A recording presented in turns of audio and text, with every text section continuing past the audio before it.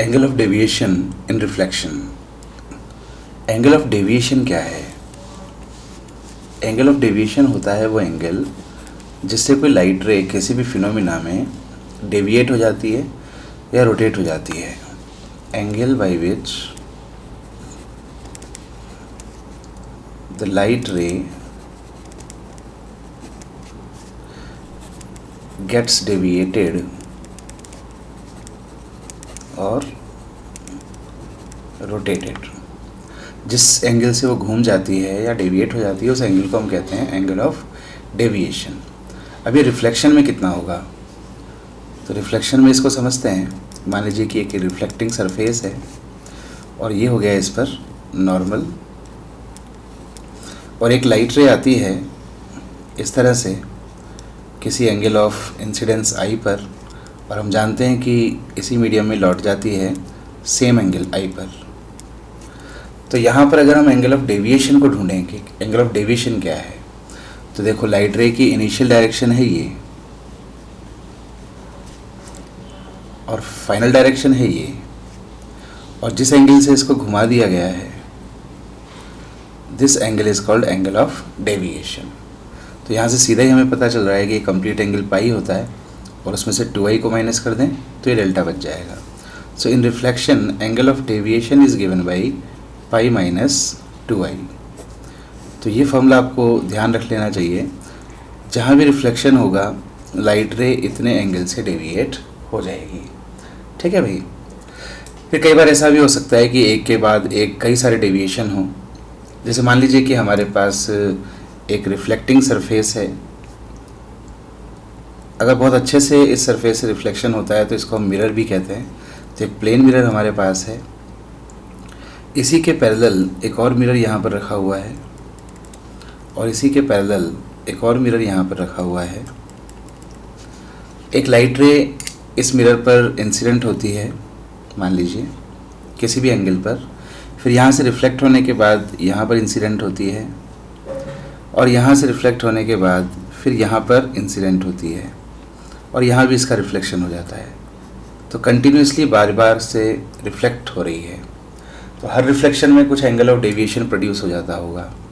जैसे अगर मैं यहाँ पर बात करूँ कि यहाँ पर एंगल ऑफ डेविएशन कितना है, तो ये इसकी इनिशियल डायरेक्शन है, इसको इधर जाना था पर इसको घुमा दिया गया इस डायरेक्शन में, तो यहाँ पर एक एंगल ऑफ डेविएशन हुआ डेल्टा 1। इसी तरह से यहाँ पर इसको इस डायरेक्शन में जाना था बट इसको यूँ घुमा दिया गया इस डायरेक्शन में, और यहाँ पर एंगल ऑफ डेविएशन है सपोज डेल्टा 2। यहाँ भी ये डेविएट हुई किसी एंगल डेल्टा 3 से। तो जो नेट डेविएशन होगा वो इन सब का एल्जेब्रिक सम होगा। Net angle of deviation will be delta 1 plus delta 2 plus delta 3 and so on. और इनके एल्जेब्रिक सम का मतलब विथ प्रॉपर साइन, प्लस या माइनस। प्लस माइनस का मतलब इनकी डायरेक्शन, क्योंकि यहाँ पर डेविएशन दो तरीके के हो सकते हैं। जैसे इसकी बात करें तो ये जो डेविएशन है डेल्टा 1, आप देख रहे हैं डेल्टा 1 जो है वो एंटी क्लॉकवाइज डायरेक्शन में हुआ है, एंटी क्लॉकवाइज। डेल्टा 2 की अगर बात करें तो ये डायरेक्शन क्या है, क्लॉकवाइज। और डेल्टा 3 की बात करें तो ये फिर से है एंटी क्लॉकवाइज। तो आपको किसी एक डायरेक्शन को प्लस और दूसरी डायरेक्शन को माइनस कहना होगा। तो जनरली हम एंटी क्लॉकवाइज को पॉजिटिव लेते हैं एंगल को, तो फिर क्लॉकवाइज को नेगेटिव लेंगे और विद प्रॉपर साइन इनको ऐड करेंगे, यानी कि इनका एल्जेब्रिक सम करेंगे और नेट डेल्टा हम कैलकुलेट करेंगे। जैसे एक standard result angle of deviation के लिए हम याद रख सकते हैं, अगर दो प्लेन मिरर या दो रिफ्लेक्टिंग सरफेसेस किसी एंगल पर इंक्लाइंड हों, जैसे मान लीजिए कि ये एक मिरर है और इससे किसी एंगल पर ये कोई दूसरा मिरर है और इन दोनों के बीच कुछ एंगल दे रखा है थीटा। अब एक लाइट रे बारी बारी से इन दोनों से रिफ्लेक्ट होती है। एक लाइट रे है वो बारी बारी से इन दोनों से रिफ्लेक्ट हो रही है। मान लीजिए कि लाइट रे इस मिरर पर पहले गिरती है, मिरर नंबर 1 हम इसको कह देते हैं। यहाँ जितने एंगल पर ये आएगी उतने ही एंगल से चली जाएगी। तो यहाँ से रिफ्लेक्ट होने के बाद ये यहाँ कहीं पर इंसिडेंट होगी दूसरे मिरर पर, दूसरे मिरर पर भी इसका रिफ्लेक्शन होगा और यहाँ से भी रिफ्लेक्ट होकर ये वापस से चली जाएगी। तो भी अगर यहाँ पर हम एंगल ऑफ डेविएशन फाइंड करना चाहें तो देखो कैसे कर सकते हैं, ध्यान दें आप लोग। मान लीजिए कि यहाँ पर जब ये इंसिडेंट हुई लाइट रे, तो यहाँ पर एंगल ऑफ इंसिडेंस है आई, तो आई एंगल पर आई है तो आई एंगल पर ही चली जाएगी, है ना। एंगल ऑफ रिफ्लेक्शन भी आई होगा। तो यहाँ पर अगर मैं एंगल ऑफ डेविएशन को देखूँ तो ये इसकी इनिशियल डायरेक्शन थी और ये इसकी फाइनल डायरेक्शन है।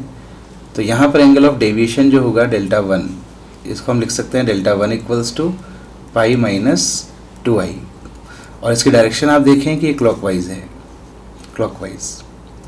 फिर यहाँ से जाने के बाद यहाँ पर गिरती है लाइट, यहाँ पर भी रिफ्लेक्शन होता है। तो यहाँ पर अगर मैं नॉर्मल ड्रॉ करूँ, सपोज यहाँ पर एंगल ऑफ इंसिडेंस है आई डैश, तो आई डैश पर आई है तो आई डैश पर ही चली जाएगी, और इसलिए यहाँ पर भी एंगल ऑफ डेविएशन हो जाएगा। इस डायरेक्शन में इसको जाना था पर इसको घुमाकर यूँ मोड़ दिया गया, तो ये जो एंगल ऑफ डेविएशन होगा जो कि क्लॉकवाइज डायरेक्शन में ही होगा, इसको हम कहेंगे डेल्टा 2, और इसको लिखा जा सकता है पाई minus 2i dash, it is also in clockwise direction. तो अगर हम यहाँ पर नेट डेल्टा कैलकुलेट करना चाहें कि इस लाइट रे का टोटल डेविएशन कितना हुआ, थोड़ा यहाँ हुआ थोड़ा यहाँ हुआ, so total net angle of deviation will be delta 1 which is in clockwise direction plus delta 2 which is also in clockwise direction.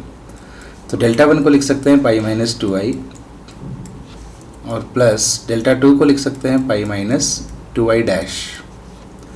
ये हो जाएगा हमारे पास 2 pi minus 2 into I plus i dash, this is delta net.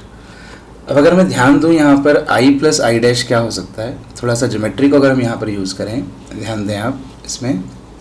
देखो इस triangle में ये angle है theta, इस एंगल को कहा जा सकता है 90 minus i dash, 90 minus i dash, और तीसरा एंगल जो है इस ट्रायंगल में यहाँ से यहाँ तक का, इसको कहा जा सकता है 90 माइनस आई। ये जो एंगल हो जाएगा यहाँ पर 90 माइनस आई, और इस ट्रायंगल में इन तीनों एंगल्स का सम किया जा सकता है 180 डिग्री या पाई रेडियन। तो अगर इस ट्रायंगल में मैं बात करूँ तो theta plus 90 minus i dash plus 90 minus i is equals to pi, ठीक है ना, या 180 कह सकते हैं, 180 डिग्री। तो आप देख सकते हैं 90 और 90 180, और 180 से 180 कैंसिल, तो हमें मिल गया theta minus i dash and minus i equals to 0। इससे हमें मिल गया i plus i dash equals to theta, और यहाँ पर आई प्लस आई डैश की वैल्यू अगर थीटा पुट कर दें, then delta net will be 2 pi minus 2 theta, this is net angle of deviation. इस रिज़ल्ट को भी मैं आपसे कहूँगा कि आप डायरेक्ट मेमोराइज कर लें। क्या है ये रिज़ल्ट, कि जब दो प्लेन मिरर या दो रिफ्लेक्टिंग सरफेसेस किसी एंगल थीटा पर इंक्लाइंड हों और एक लाइट रे दोनों से बारी बारी से रिफ्लेक्ट हो, तो टोटल एंगल ऑफ डेविएशन जो होता है वो 2 पाई माइनस 2 थीटा होता है। और आप देख सकते हैं कि ये डेविएशन जो है वो सिर्फ इसी एंगल पर डिपेंड कर रहा है, एंगल ऑफ इंसिडेंस पर डिपेंड नहीं करता। फिर लाइट रे किसी भी एंगल पर इंसिडेंट हो, डेविएशन जो है वो सिर्फ थीटा पर डिपेंड करेगा, आई पर डिपेंड नहीं करेगा। तो इसको आप ध्यान रखें सारे पॉइंट्स को।